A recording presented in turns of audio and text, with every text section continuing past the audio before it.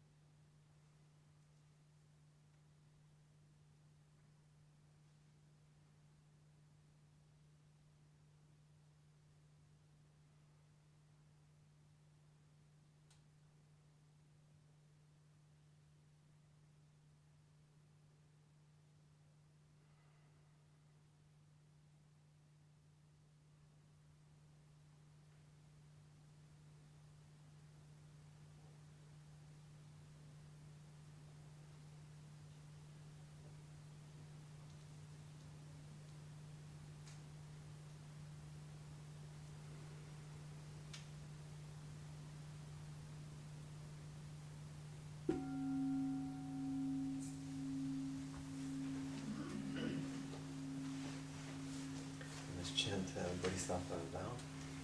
3 times.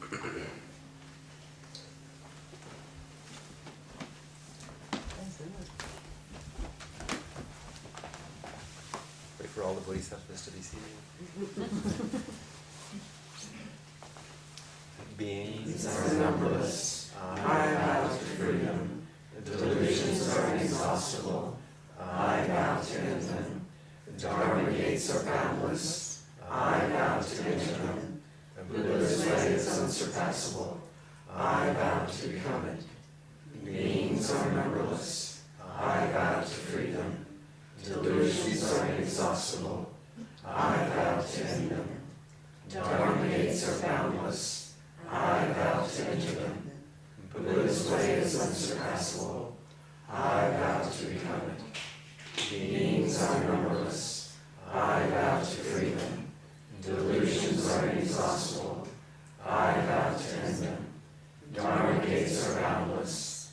I vow to enter them. Buddha's way is unsurpassable. I vow to become it.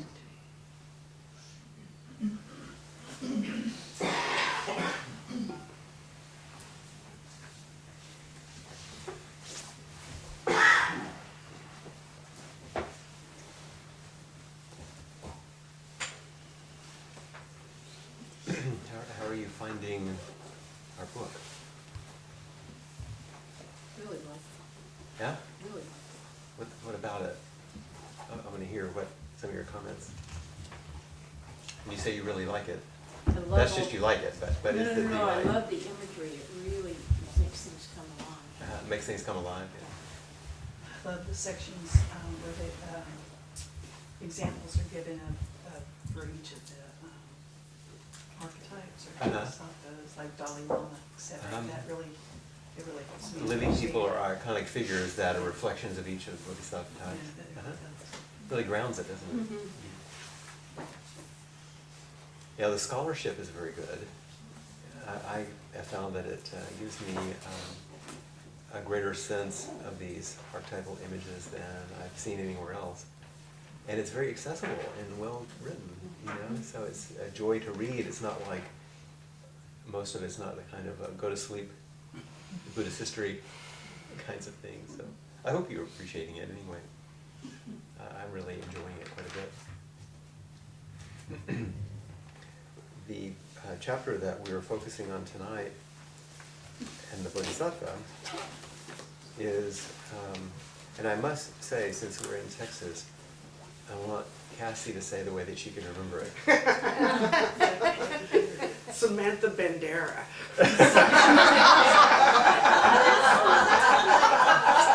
Samantha Bandera. My parents were married in Luling, Texas in 1950, and they got in the car with $30 in their pocket and went to Bandera for their honeymoon. Samantha Bandera. Samantha Badra Bodhisattva.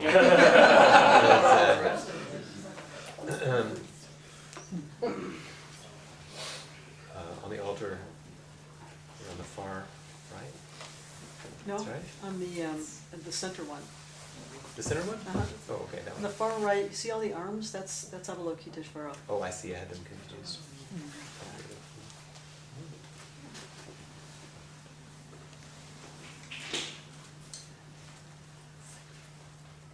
Manjushri and Avalokiteshvara and Samantabhadra, the three Bodhisattvas, there's no Buddha image other than the stone.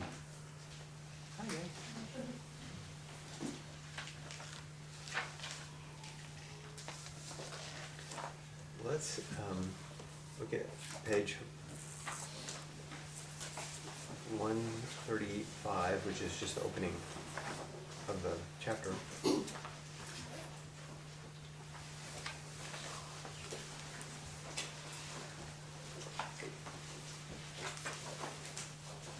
And would someone like to read a bit? I will. Okay, would you read the first short paragraph there? What was that page again? It is 134, 135.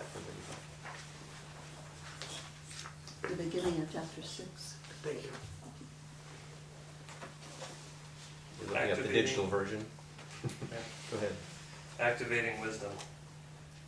Samantabhadra is the bodhisattva of enlightening activity in the world, representing the shining function of wisdom. Samantabhadra also embodies the luminous web of the interconnectedness of all beings and the radiant visions that express it. His name means universal virtue, or worthy, and is pronounced Puchan. Is that right? Pushan? I'm not sure anybody Chinese in here. Pushan in Chinese, Fugen in Japanese. in Japanese. As Taigen does so well, in those first few lines, you get really the essence of the whole chapter in a very, very clear way, including the subtitle to the beginning of the introduction, which is Activating Wisdom. Because here you have a descriptor that is alive, activating wisdom. The previous chapter was on which Bodhisattva? The Bodhisattva of? Wisdom. And this is activating wisdom. They're in relationship. You begin to see that these actually aren't separate things. They relate to each other. They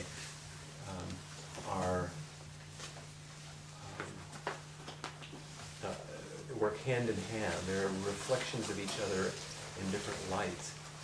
They're a catalyst for each other's vitality in the world. So it's the Bodhisattva of enlightened activity in the world, representing the function of wisdom.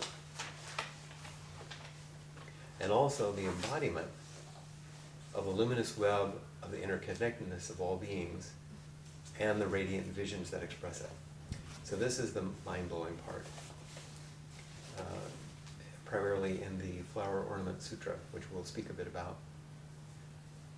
So not only does this Bodhisattva represent the activity of wisdom, but the function of wakefulness in the world, on the ground, in everyday activity, and represents in that connection to the function of wisdom in everyday activity in the world, this vision of the radiant interconnectedness of all being and all activity. And Samantrabhadra has the ability to express this radiant vision, which is a little bit like taking acid, but in the way that you read it. Oh, do you have the Flower Ornament Sutra? Would you mind getting it? In fact, as I just said, I'll go ahead and read the next little short paragraph since you're reading them. Samantabhadra and Manjushri are often paired as attendants on either side of Sakyamuni Buddha, Hence their position on the altar. with Manjushri on his lion representing the essence of wisdom, and Samantabhadra mounted on an elephant representing the application of wisdom actively benefiting the world. Imagine you are in an Asian culture, especially maybe in India.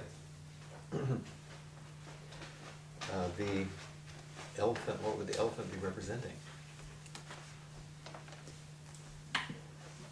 Works. In case you felt like you wanted to read the Flower Ornament Sutra. And this is not It's 1,500 pages. the sutra. This isn't just like the commentary. This is the sutra. Oh my gosh. It's a good doorstop. We see how far Peg got. Well, you know, she's one of those kind of people. You read that. It's And, 200 pages of just the guest list. Oh yeah, seriously. Yeah. The first assembly, 250 pages of just names. Wow. Their version of Genesis. That, exactly.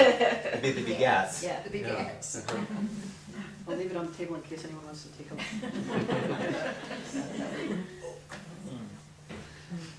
So if Manjushri represents the Bodhisattva of prajna, wisdom, that deep function of your own body and mind, your own heart.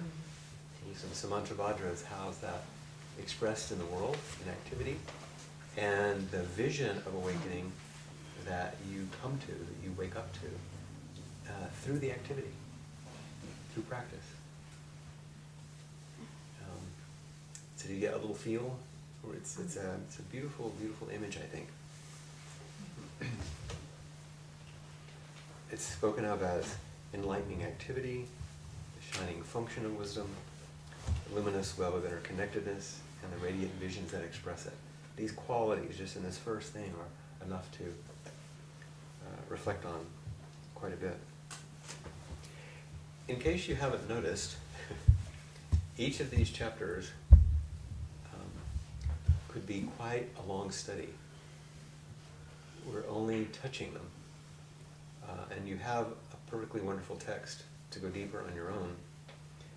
And also, if you have attended to the questions that I've given you that relate to each one of those could be quite a long retreat, couldn't it?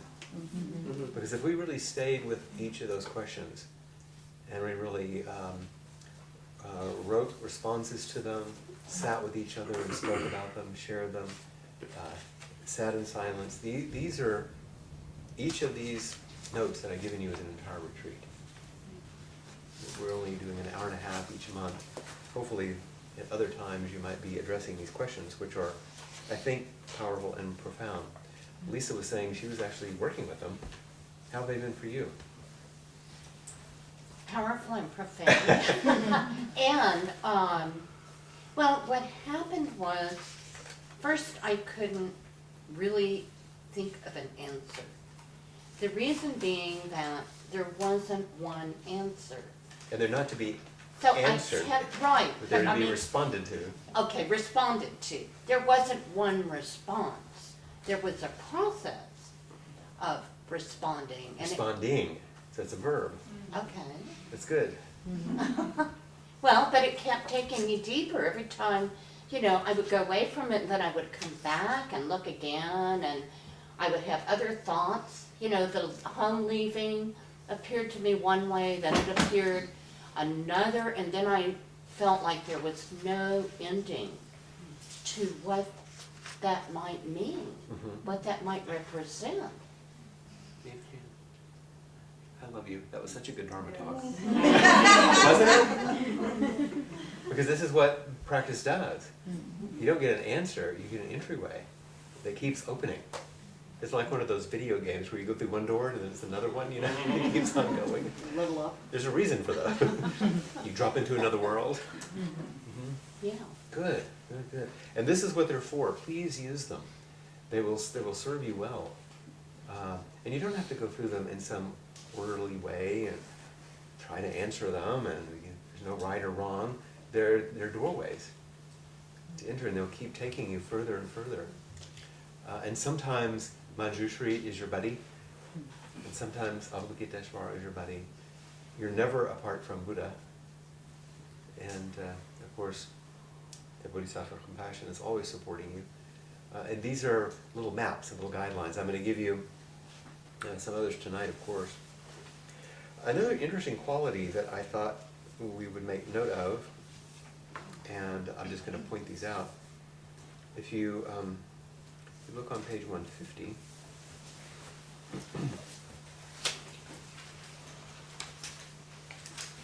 there's a section entitled Samantabhadra Hidden in the World. Now, to be not so dignified about it, this is Samantabhadra's sneakiness. In other words, Samantabhadra does wonderful things without drawing attention to herself. And so they talk sometimes about hidden practices. In fact, if you look at what is the third paragraph down, the second indented one in the printed version, hidden practice, you see that? Hidden practice is important to the Samantabhadra archetype, anonymously occupying ordinary roles in society to do bodhisattva work and inspire others to do likewise. So this is the pointer to those everyday folks. Who was talking about? Somebody was, oh yeah. The archetype occupying these ordinary roles. So you don't always know. It's like my great-grandmother, you know, that looked like an old lady peeling potatoes, dipping snuff. This is a long time ago. But, you know, she was a very powerful person working in the world for the good of a lot of people. You know people like this, right? Very ordinary, kind of hidden bodhisattvas that you would never know. Even, I would say, if we stretch our imagination, don't you find certain pets to be this way? You know, they have a spirit, you know, that is doing good in the world, sneakily disguised as these furry creatures. So I just wanted to draw your attention to this hidden aspect. Because we have, for example, beautiful images. In Asia, you have large statues, and you have, you might have a mandala or a beautiful scroll. But often it's very ordinary folks, someone doing work with the homeless people or a kid somewhere, or somebody working in the, for me, being raised like I was in the Baptist church in Texas, like the woman working in the office, It was always there, taking care of things. That kind of hidden quality. Now the more visible, iconic quality is on the next page, where it says associated figures, partners in non-crime. Vairochana Buddha. So in this large sutra that Peg was showing us, Samantabhadra Bodhisattva is associated with a Buddha, the Buddha Vairochana, whose name means great illumination. And Vairochana is the main Buddha in this sutra. On the next page, there's a new word I want to introduce. It says Vairochana is considered a Dharmakaya. So Dharma is what? Teaching. What? Somebody said teaching? A teaching or truth, the way things are, the law. And a kaya is what? Anybody know what that one is? Body. Hmm? Body. What? Body. Body? It's a body or an expression of and manifestation of. So Vairochana is considered an expression of the Dharma, or reality body Buddha, the absolute quality of Buddha. The absolute, remember? Not the relative, the absolute. So Samantabhadra is on the ground. Vairochana is like the really big vision, whose brilliant body is itself identical to and coexistent with the totality of the universe. Whoa. So this Buddha doesn't sit under a tree. This Buddha is the tree, and the ground on the tree, and in everything, whose brilliant body is itself identical to and coexistent with the totality of the universe. Now this is the scope. That's why it takes 1,500 pages. Vairochana corresponds as a cosmic Buddha to the historically incarnated Buddha. Those of us with Christian backgrounds have an analogy, right? You have Jesus and the Christ. Shakyamuni. So Vairochana Buddha speaks in the Flower Ornament Sutra only through the voice of Bodhisattvas. If you've got this vast body of truth, it needs a voice. And so it speaks only through the Bodhisattvas, who are inspired by lights emanated by Vairochana. This especially includes Samantabhadra, who is often described as an emanation of Vairochana.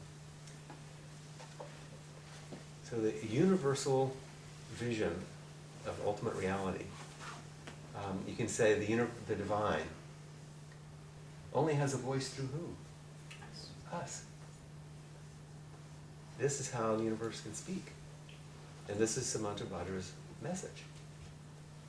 On the one hand, it's vast and incomprehensible and cosmic, and it's ordinary and hidden and relative. So now we're having this sort of bridge, this beautiful, beautiful bridge of how wakefulness expresses itself in everydayness. If we look at page 138 and 139, I'm just going to point out a few things like this. I hope that you'll take time to read the chapter in its fullness.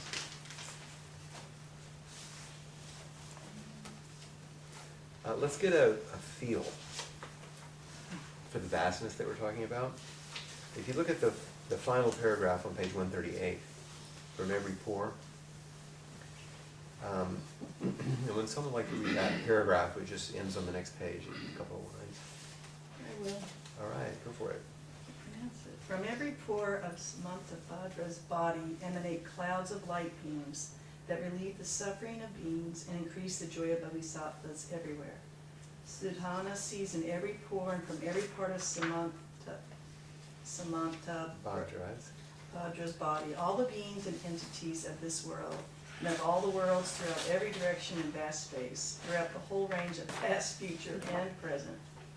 In every world apprehended through seeing the person of Samantabhadra, Siddhana also sees the awakening and activity of myriad Buddhas and assemblies of Bodhisattvas, and sees that this same vision is seen in every one of those worlds, and that all these worlds and events are seen distinctly just by seeing Samantabhadra.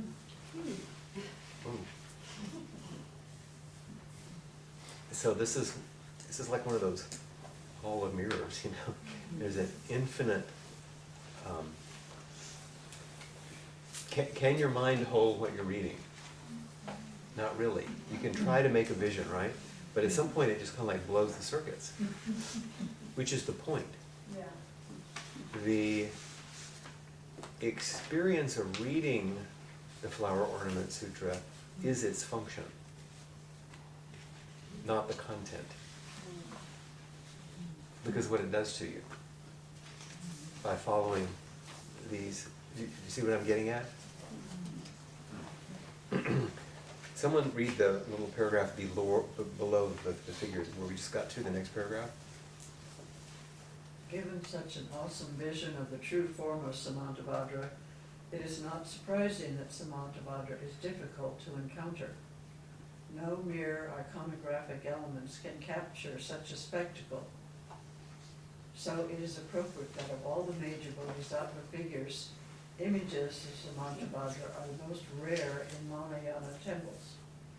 The sutras specify that to see Samantabhadra is extremely unusual and difficult, the product of great development and concerted efforts at awakening practice. So it'd be hard to make one image of this vast emanation of our heart and mind, right? You see in some of the northern Indian and Tibetan pictures, you'll see a picture of Aryachana Buddha and Samantabhadra, and then like 1,000 little Buddhas around it. And it just goes on forever. And on each one has a lotus throne, and on each lotus throne is a petal, and on each petal is another 1,000 Buddhas. It's like, it just goes on and on and on. So it's difficult to have a single representation, but it's often, as you see here, riding an elephant, which is not only a worldly creature on the ground doing work, but also has a dignity. It's not like the lion of Manjushri, which is kind of wild and fiery, and there's a potency to it. Flint, Yes. the closest image that I have, and it's a scary one, is when I see pictures of deep space. Mm-hmm. And that would be just a beginning, because that's one Right. universe. Just the beginning of the infinite, Uh-huh, where your mind can't hold it. uh-huh. Yeah, absolutely. And then you see this thing that looks like a thing, and you realize it's an infinite number of stars and galaxies. And inside that are infinite, it's there. Your mind cannot possibly hold it. And that mind which can't hold it is your primordial mind. That can hold it? The mind that can't hold it. The mind that can't, whatever your mind can hold, is not Buddha's mind. That's limited mind. Which of course is held in Buddha's mind, but which is held in Buddha's mind. So the desire to meet Samantabhadra, difficult to meet, is the desire to encounter this function in yourself. To see how this function can emanate. And there are some lovely qualities on 154.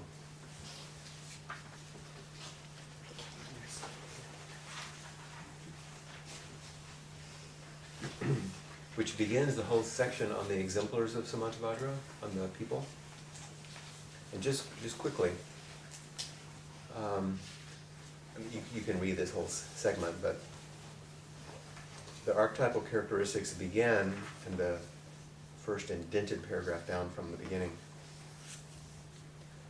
the active work in the world, vowing to engage in situations that might be beneficial for beings. This is what we've already focused on. This is the activity of Samantabhadra.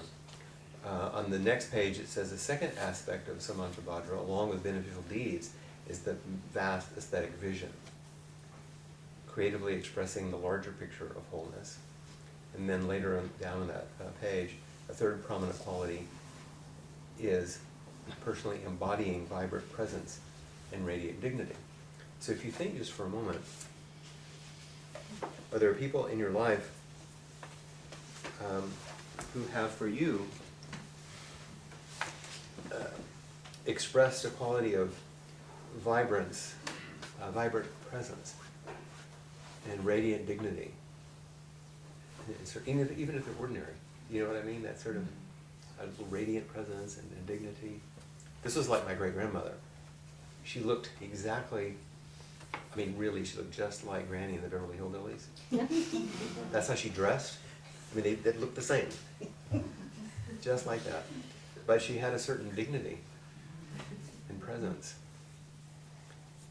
I remember, the reason she would peel potatoes is because one of her sons, my grandmother's brother, owned a hamburger stand in Luling, a drive-in. Remember drive-ins? And they would come out with a tray and put it in here.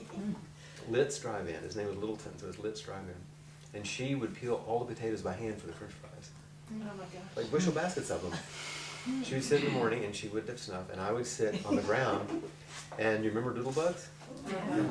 And I would play, you know, and I would listen to her, and she would tell me stories under the chinaberry tree. And my uncle, who had the farms where they raised the watermelons, would come and stack them in the summer, you know, under the chinaberry trees because they keep cool. They'd be good. And I remember I was a little kid, and by that time I was 11 or 12 or whatever by then, but I can remember her making predictions all the time. And I remember when John F. Kennedy was elected, she said, "He'll never live out his term."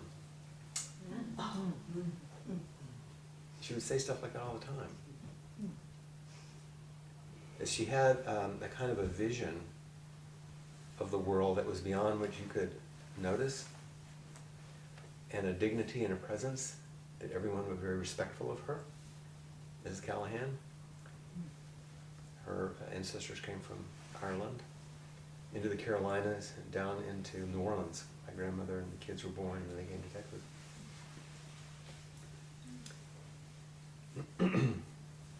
She was always ready to help people, but had this unusual vision and this kind of dignity. So that was one for me. But I'm sure these qualities is the function, the activating function of Samantabhadra in the world.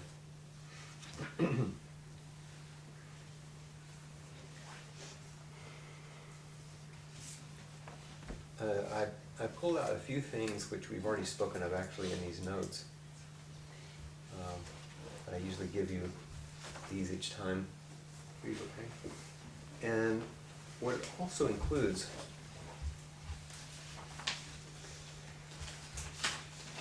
is something, if we start on page 153,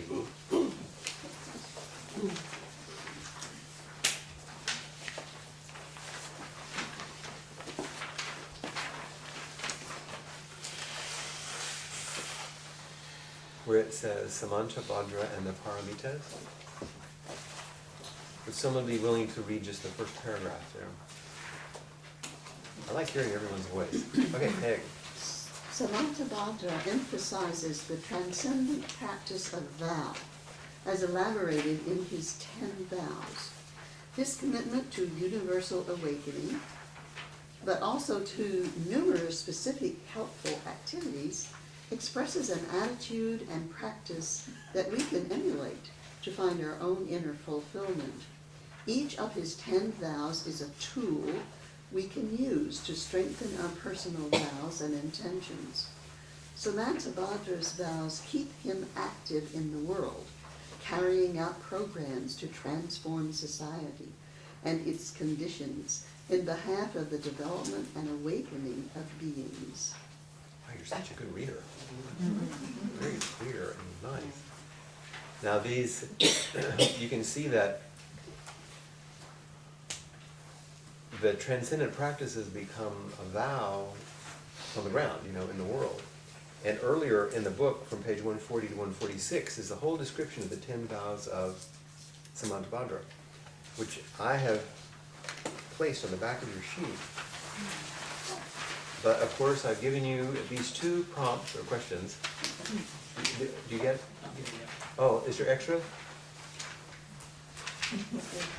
I'll get them. Only one? Did everybody get one? Gosh, I got the right number. There've been fewer people. You can see, here are the vows.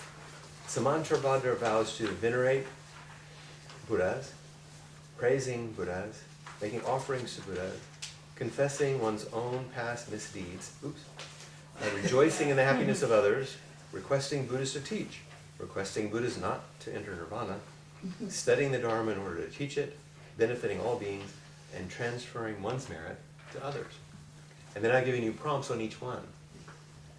So for example, under venerating Buddhas, who do you regard with great respect? What part of you do you regard with great respect? Oh, that's getting a little personal, isn't it?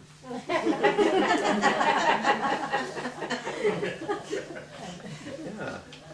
Like down number 5, rejoicing. Whose happiness is the strongest invitation for your own joy? Now, anybody who's a parent, of course, now it's easy, But what parts of you are the sources of the greatest happiness? And I would even say for others, but for yourself. Requesting Buddhists to teach. Who do you invite to teach you? And I don't just mean here. Where do you invite teaching? And what parts of yourself teach you, it should be just you, most? In other words, from what parts of you do you learn the most? So, see, there's a lot of things in here that you can spend some time with, as Lisa was suggesting. So that you begin to get an idea of your own vows in the same way that Samantabhadra offers us this possibility for inquiry. If you want to know what your vows are, look at your life.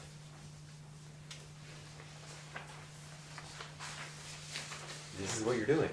This is what you've committed your entire life to. Your life, this. No matter what you think, what you say, this is it. And so it gives you an opportunity to come face to face with some of these possibilities. Number 9, benefiting all beings. Who inspires you with their generosity and willingness to care? That one's not so hard, you can think of things. Or what parts are you committed to helping relax so your natural generosity and care can shine forth? What would it take to remove every obstruction to your own radiance, to your own Samantabhadra? So in each case, I'm trying to offer you a way to reflect on the world and reflect on your inner world and how they are hand in hand, like Manjushri and Samantabhadra. So hopefully 10 vows are enough. And, that will give you a chance to work with them. I also included something that is not in your, bless you.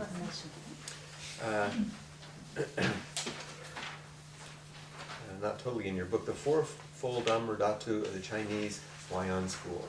Okay, I dropped a little bit of scholarship stuff in here. Dharma Dhatu,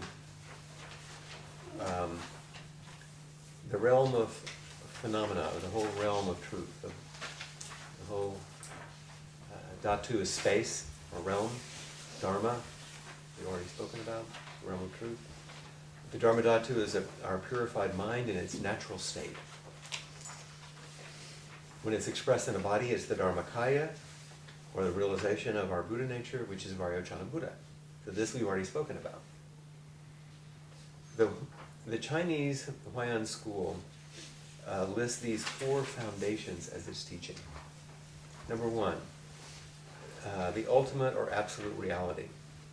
It teaches about the universal oneness of all reality. Now that's common, right, for us to think about the oneness of all reality. We hear this all the time. That yes, there's all of these expressions, these various expressions of the one. But actually this is one large activity expressing itself in this variety. Number two, the particular or relative reality. Integrating the awareness of the oneness of all reality back into everyday activities and reality. This is like Sikito Kisen saying, merging with sameness is still not enlightenment. You don't hang out in the great view because you lose connection with the everyday.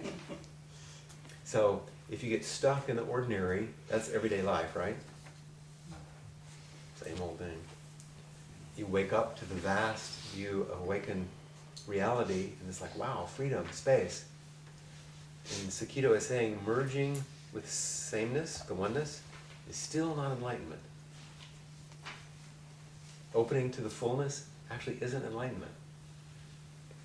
That would mean that opening to the grand vision of oneness as opposed to ordinariness, the enlightenment would be a dualistic function.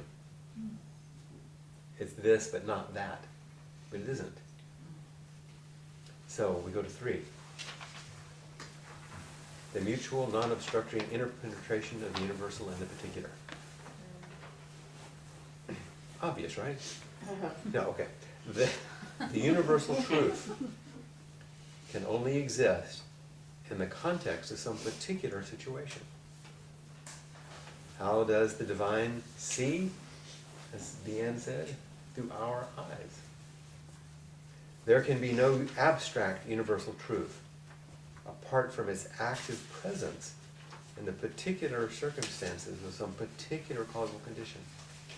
The way that we understand the universal is right here, in activity, in small things. Because that is the expression of the universal. What else could be an expression of? Every individual, particular context, completely expresses the total universal truth. The particular being or event and its universal aspect, the particular and its universal aspect completely interact without hindering each other. You are a particular being, of course. You're not me, I'm not you, you're not somebody else, you're you. You're particular. But in what field is this particularity arising? The universal field of wholeness. So you aren't actually a part. You aren't a part of the whole thing. You're the whole thing.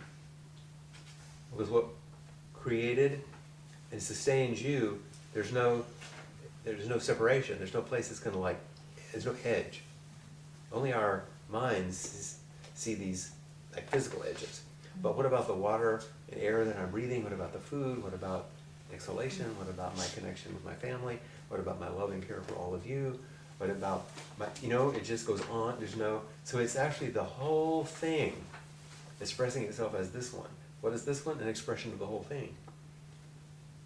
So this is the mutual, non-obstructing interpenetration of the universal and the particular. Fancy words. Sounds a little hard when you think of it at first. And number 4, the mutual, non-obstructing interpenetration of the particular with other particulars. Each particular entity or event can be fully present and complementary to any other particular. Viewed from the vantage point of interconnectedness, particular beings do not need to obstruct each other. They don't need to, but they get married instead.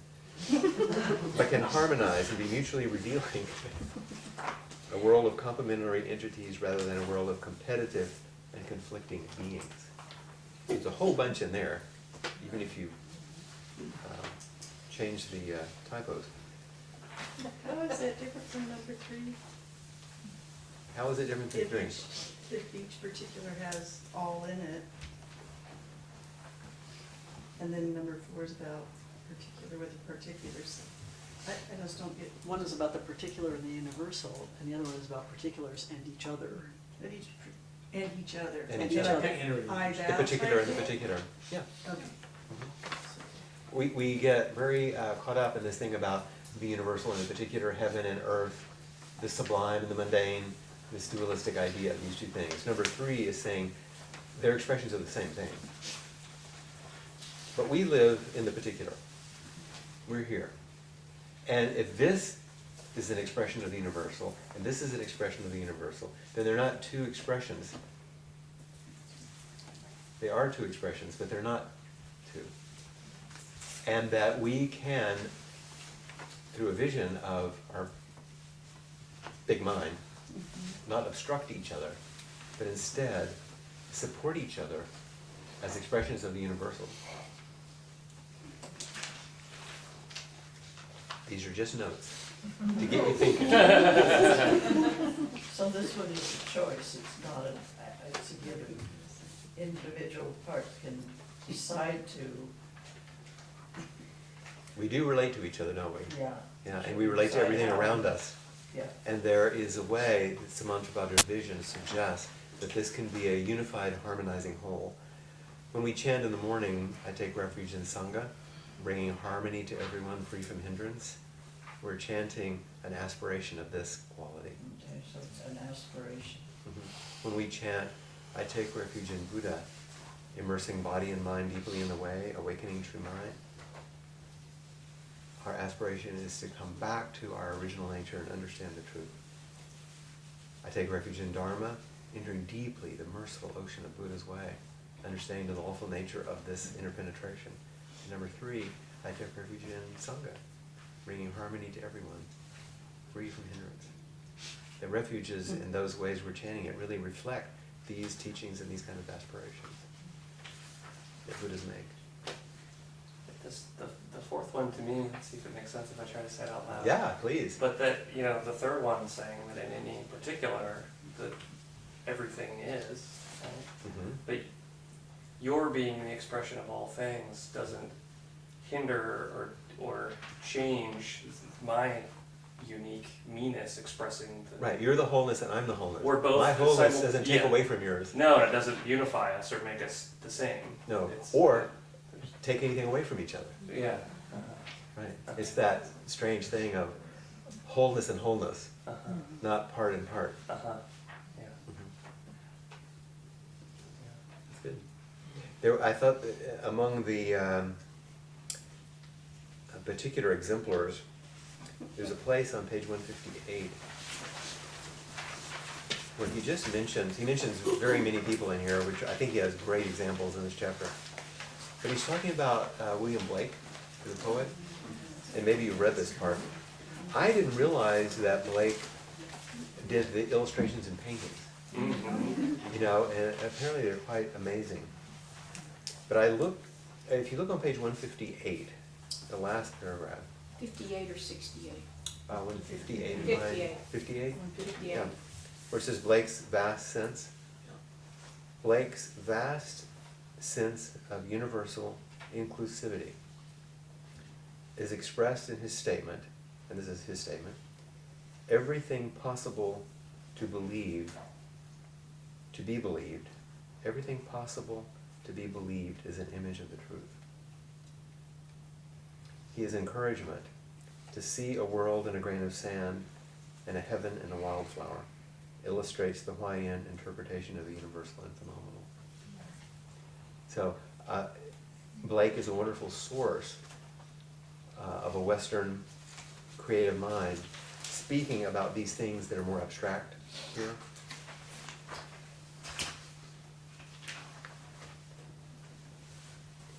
And I just realized here's someone speaking about this truth thing, Cassie, which you brought up today. That's what I Yeah. was thinking too. To see in a world, see a world in a grain of sand and heaven in a wildflower. Some of you know, because I've used it before, Wisława Szymborska's poem, View with a Grain of Sand. It's a fantastic poem. If you haven't read it, I can send it to you if you want. Which I think she's actually referring to Blake when she wrote the poem, because it's a poem that's an entire Dharma talk on emptiness. Whose poem is it?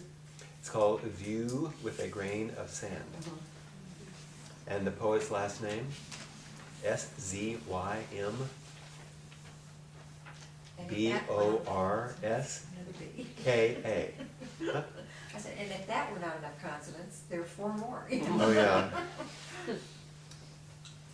Zimborska. First name is Mislava, but you can get it. You find it easily. She won the Nobel Prize. It's not hard to find.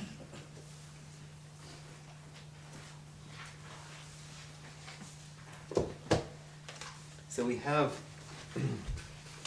this an amazing imagery, I think, in this Bodhisattva of activating wisdom and this immense vision of the world. This is the place in which some of you know Indra's net. You know this vision? This is where it comes from. Where there's a jewel at the nexus of this vast net, and each jewel reflects all the other jewels. So it's this infinite interconnectedness they were talking about. It's ways in which people attempted to make images of that which can't be contained in a simple image, but would at least allow our mind to open to the vastness. You can also see, as I've done in each class, right under this fourfold Dhammatattvaya, there are 2 old pieces and 1 contemporary piece of poetry which express voices, because this is what I like, voices of, I think, Samantabhadra in a way. And some of these will be quite familiar to you because we use them all the time. Peg and I love them so much. But I've made new copies for you. We've done entire retreats on each of the things we're going to read tonight. Not the poem, but the other 2. But once again, you're getting, in this class, you have a text as a foundation, which is as good as I could find. It's really wonderful. You're getting examples throughout Buddhist history of voices of each bodhisattva expressed through these teachers. I'm trying to give you some contemporary voices which echo the ancient teachings, and giving you questions based precisely on the practice of each bodhisattva that you can realize that bodhisattva in yourself. So I know there's an awful lot that I'm giving you that we're not just spending time on, but that's what practice discussions are for, and that's what ongoing practice is for, to let us keep opening, as Lisa said so beautifully earlier. The first piece I just gave you, does everybody get one? On silent illumination? By Hongji from the 11th, 12th century, Chinese. So a wonderful teacher. These are the kind of readings that it's important to allow yourself to not try to understand, but just enter. And there's a certain voice or perspective that the author takes. And in this case, Hongji is speaking about the awakened mind, or this vision of wakefulness, in kind of third person, it. He's describing this possibility. And so I'm going to read this, if it's okay.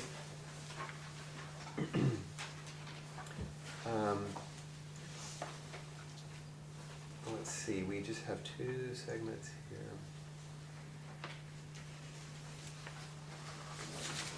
Why don't you read the first page, Peg? Okay. Just down to the, or maybe Right, down to there. Because these things, this one, I think, and also the next one, it helps if you've read it a good bit in order to read it.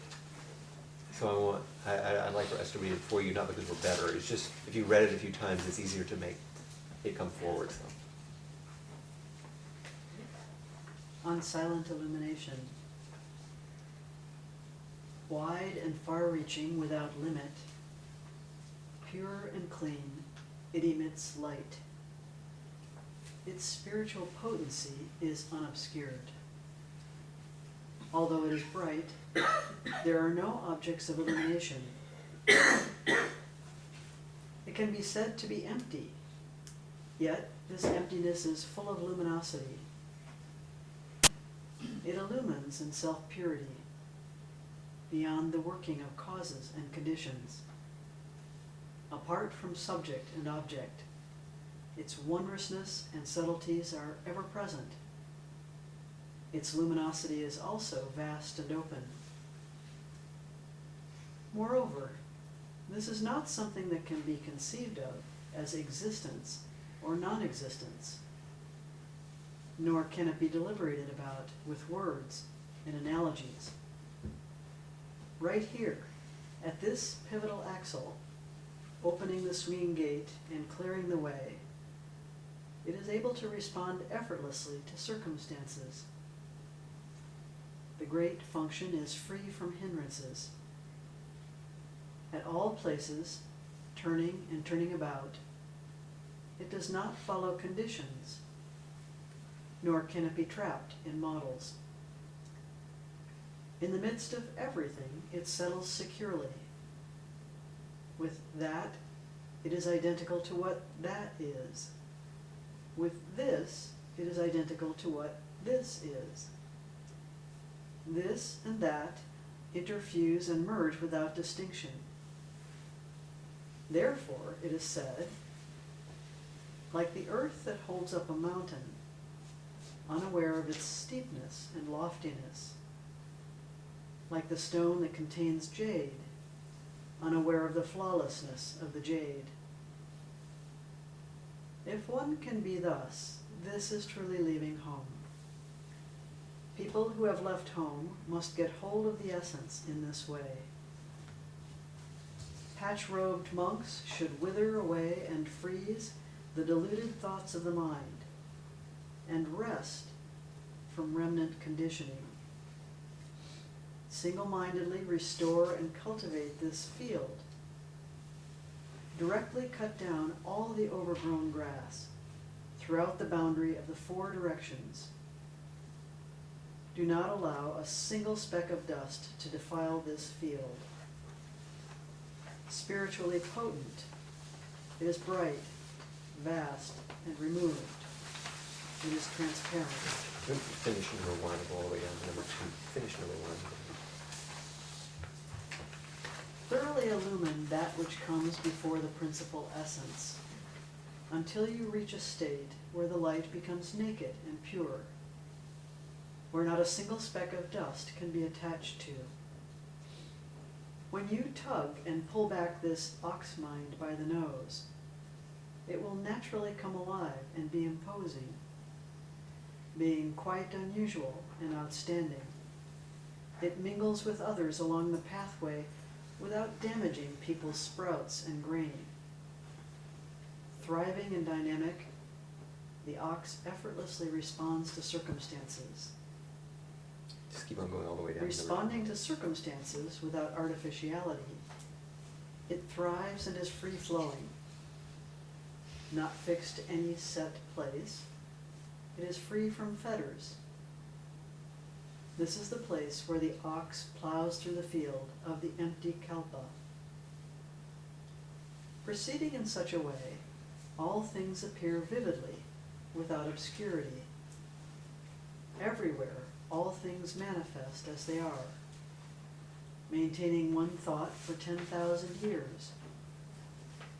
Fundamentally, this is non-abiding in appearances. It is said, the mind ground contains every seed. The rain will universally cause them to sprout. When the meaning of the blossoming of the flower of enlightenment is understood, the fruit of Bodhi will ripen of its own accord.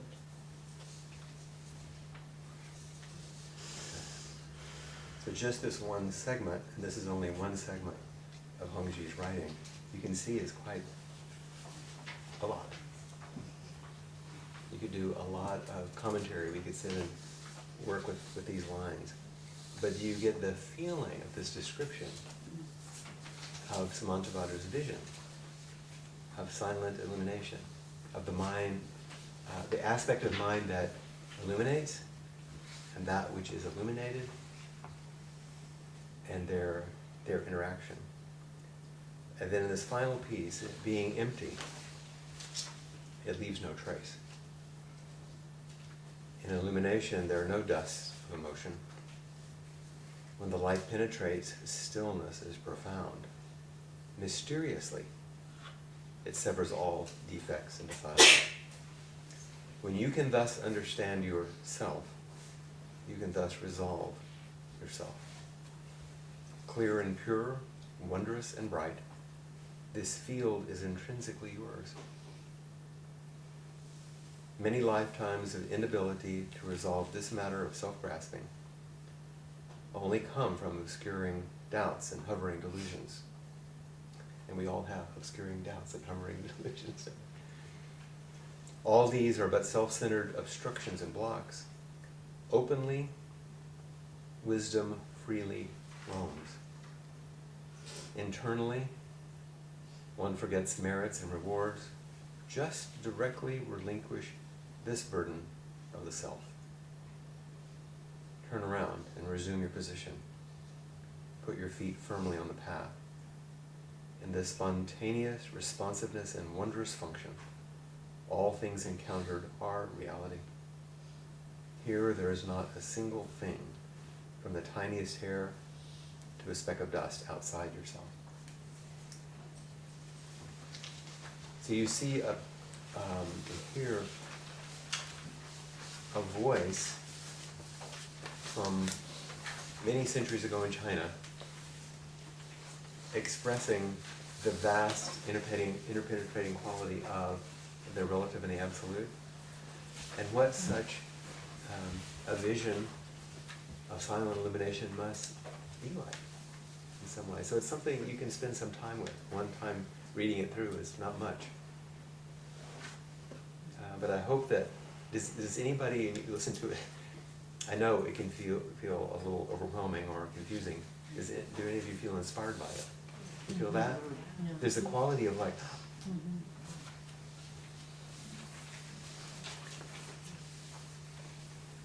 so if you think that gets you, we're going to go to You Are the Eyes of the World. And the reason I do them in this order is not because of, this is a century or two later. Longchenpa now shifts the perspective from third person to first person. I'm going to give it to you now. It's going to mysteriously emanate from every pore.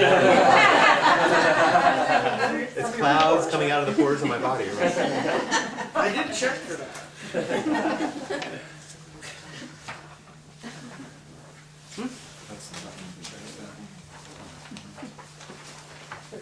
We'll make sure we get them passed around properly here and enough of them. Once again, this is just an excerpt from a longer piece that we just did a retreat on not too long ago.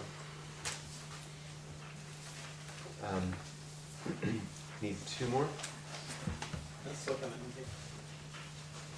Any extras? Oh, they're not done yet. Okay.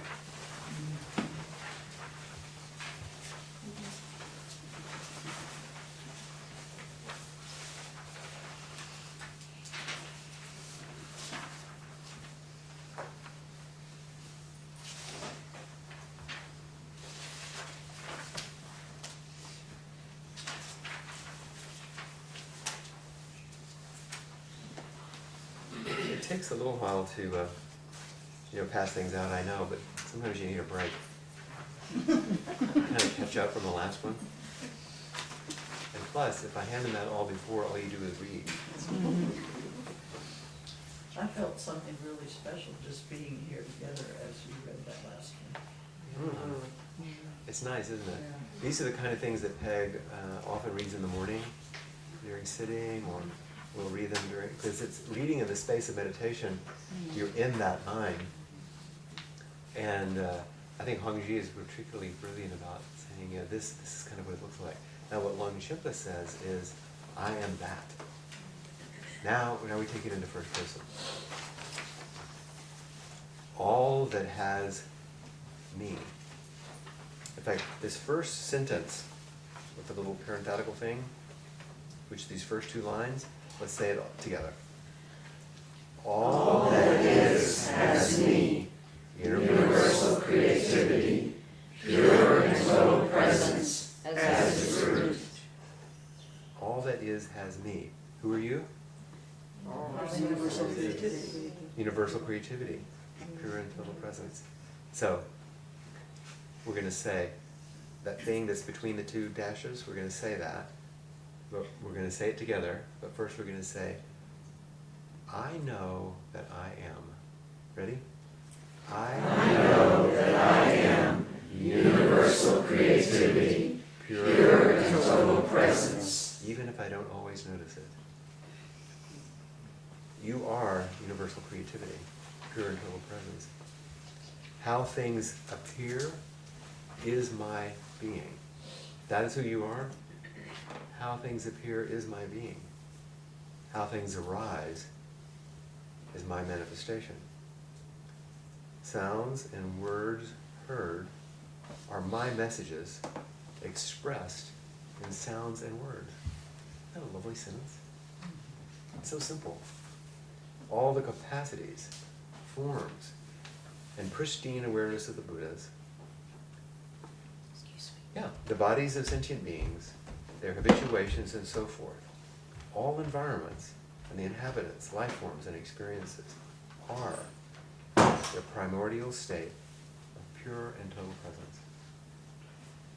Everything arises in pure and total presence, which is you. Without understanding me, the creativity of the universe, but understanding the phenomena that I manifest, you perceive everything dualistically due to your attachment to longing. Impermanent, apparitional things will fade away. They're aimless, like a blind person. All that is experienced and your own mind are the unique primordial reality. They cannot be conceptualized according to cause and effect systems of thought. Investigate your mind's real nature so that your pure and total presence will actually shine forth. That's clear, so beautiful, and it's very challenging in a way. It says, do you recognize your true self? Or are you caught in smaller ways of attachment and identification of who and what you are? Start at the bottom. If you want your pure and total presence to shine forth, investigate your mind's real nature. This is zazen. Because what you can conceptualize according to cause and effect systems of thought is not the unique primordial reality of your mind. But all that's experienced is that expression. If you look at things dualistically due to attachment, you're understanding phenomena in the manifestation, but you're not understanding me, the creativity of the universe. You can keep going back. And if you're interested in, there's a small book which has the same title, which you might enjoy.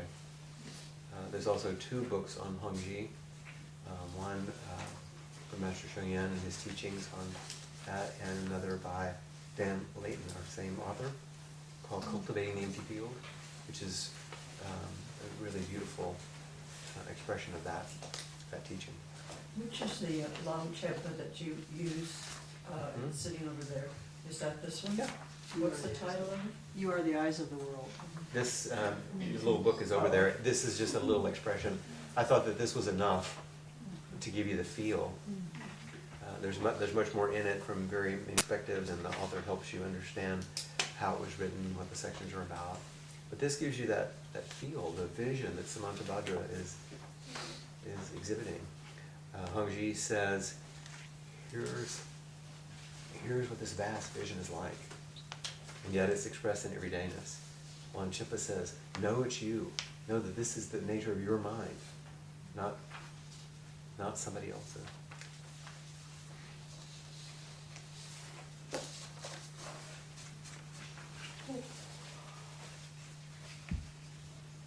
Any questions or comments this far? My mind is blown. You got one more coming. But this one is a plain old American poem, so hopefully this will ground you.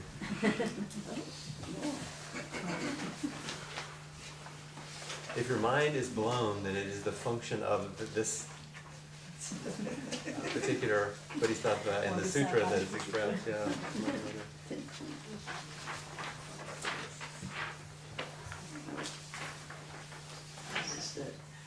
It sounds a little kind of like dirty pool or something to offer things like this in the evening when you're tired, you know? Because you're kind of like, oh, Just you know? slips in then. You don't need defenses. That's right.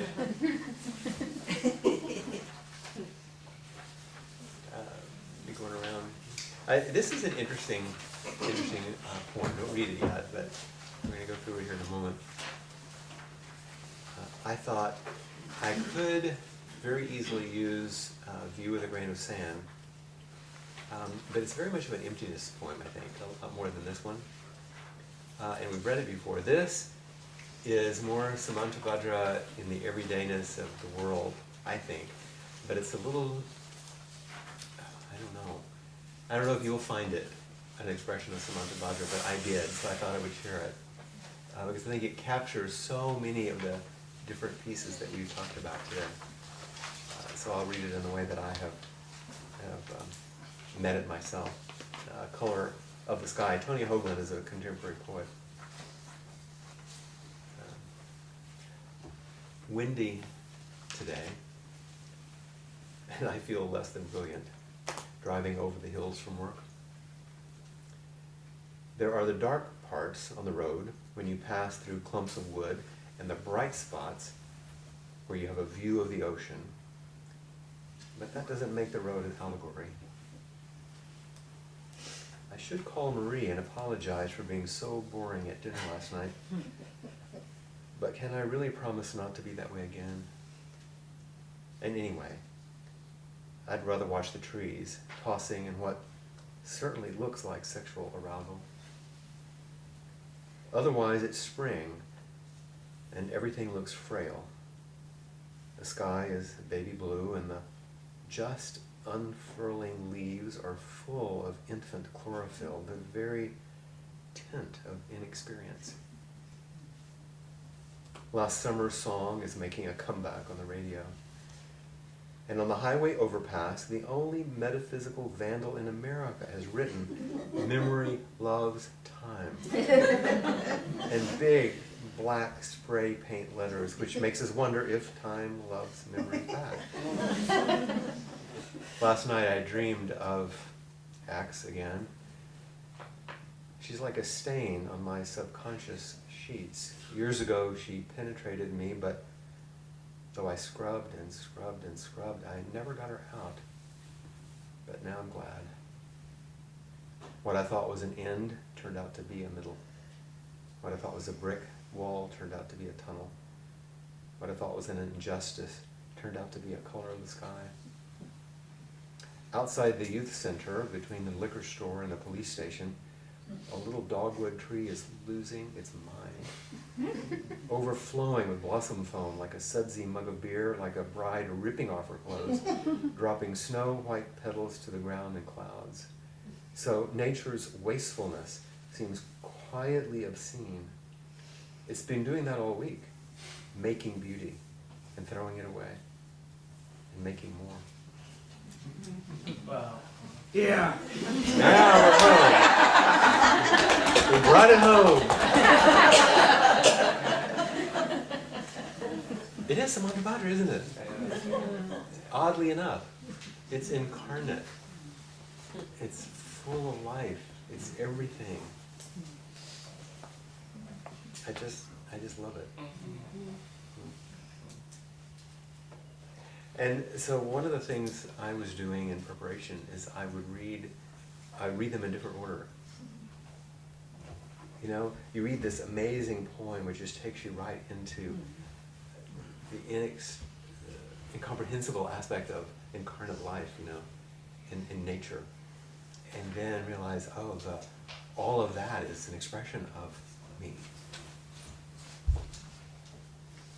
And then this is what it looks like, which is the expression of my mind, which is lived out in these ways. And so I would play with it back and forth and around, not getting too caught up on one or the other, not worrying about what it means, but letting myself open and enfold and express again and question and be inspired and confused and awed by the whole experience. I think that's Samantabhadra's request, that you enjoy these things and don't get too caught up in the scholarship, that you miss the aliveness, the vitality of these things. Any final comments or questions? Everybody seems a bit tired. Well, I really loved this chapter and this Bodhisattva, and I understood so many things in a different way. I mean, just the weaving back and forth of the abstract and the concrete, and the diversity of all of the different individuals that were cited, and Yeah, really good long list, didn't he? yeah, Really it was well done. so rich. And I really understood enlightening activity and coming alive in a really different way. I mean, You know, I thought- think if you don't understand, I think Peg would echo this, if you don't understand Samantabhadra, you don't understand Appamada. I don't mean the place, what Appamada means. Because there's so much emphasis, you know, on Manjushri and Avalokiteshvara, on wisdom and compassion. Yeah. And Samantabhadra you don't hear much about, do you? No. And partly because it's like, I think, hard for people because of this. But really, it's the one that starts to pull it together in a way. And I think it's beautiful that he's put it in the middle here. So thank you for that. You're really touching the concrete, particular dimensions of his expression. It was really important tonight. You know, Samantabhadra is always the little light blue guy at the top of the, Tanka, who's about the universalness of it all, and like to really feel Like the concrete dimensions of it. You know, tonight really is. I think that's one of Tegan's great gifts too in this book and others, is he really can give you not just like an example, he can give you a lot of examples, well fleshed out and historically relevant, to say this is what it looks like because this is our life. This is real, this isn't esoteric. And yet for centuries and for millennia, I mean, think when this stuff was first written down. Like how in the heck did those brilliant people come up with this vision of the mind and express it in a way that we're still being rocked by now, and also to help us live in this world. If it helped you live in Iron Age, a long time ago, but it's still helping us live now. It transcends time. The imagery can be updated and the examples are, but that's pretty amazing. Let's, at the end of your notes, I have repeated our dedication chant.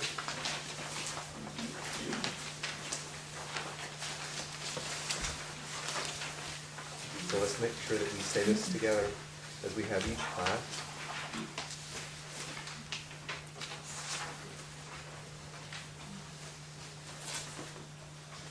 May all living beings extend with true compassion their luminous mirror wisdom. May the merit and virtue of these class meetings and our everyday practice extend not only to its members, but to all beings everywhere, so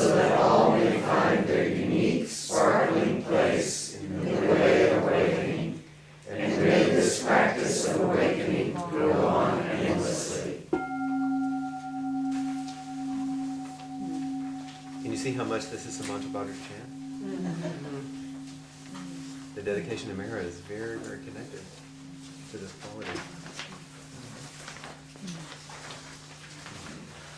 So, if you will continue, I believe it's chapter 7, is that right? The next one? Which is Avalokiteshvara or Kuan Yin, the Bodhisattva of compassion. So let her bring it home. And the last, the faces of compassion, we finally get to the Bodhisattva of compassion. So. Who knows what I'll have for you?